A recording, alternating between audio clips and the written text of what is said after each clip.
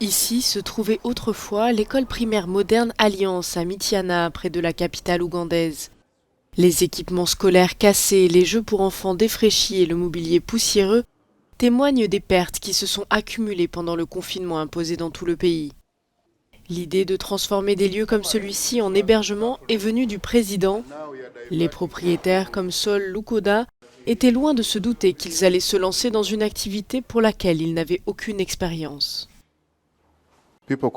Les gens venaient les louer, mais d'autres avaient peur. Ils se demandaient comment pourrais-je vivre dans une école quand le Covid serait terminé et serait chassé.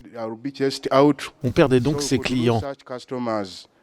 Et puis comme les hôtels étaient autorisés et libres de fonctionner, on finissait par se rabattre sur un hôtel parce que les gens pouvaient facilement partir.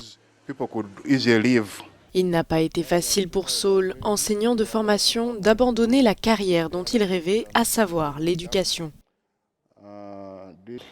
Cette grande pièce était autrefois le bureau du directeur de l'école.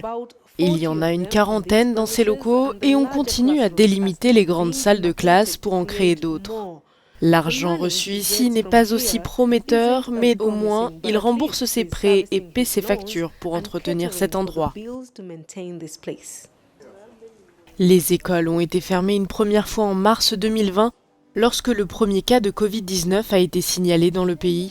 Et comme elles n'ouvrent que le 10 janvier, beaucoup d'enfants n'y retourneront pas. Certains jeunes se sont lancés dans une activité commerciale et d'autres ont fondé une famille. Pourtant, ici, plus de 500 anciens élèves doivent trouver de nouvelles écoles. Avant, j'étais intéressée et fière de mon école. Mais maintenant qu'elle est fermée, je ne me sens pas bien, mais je vais continuer mes études. Cette couturière se retrouve avec des invendus sur les bras stockés pour être fournis à l'école. Je n'ai pas de travail maintenant. Il est très difficile d'obtenir de l'argent pour trouver une nouvelle école à un enfant. Je ne sais pas ce que je vais faire. Les écoles qui restent opérationnelles ont reçu des directives strictes pour lutter contre la propagation du coronavirus et les analystes prévoient de grandes difficultés d'apprentissage pour les élèves qui vont sauter des classes pour rattraper les 2 années passées à la maison. Les experts préviennent qu'il pourrait déjà y avoir une 3e vague de la pandémie qui a le plus touché le secteur de l'éducation.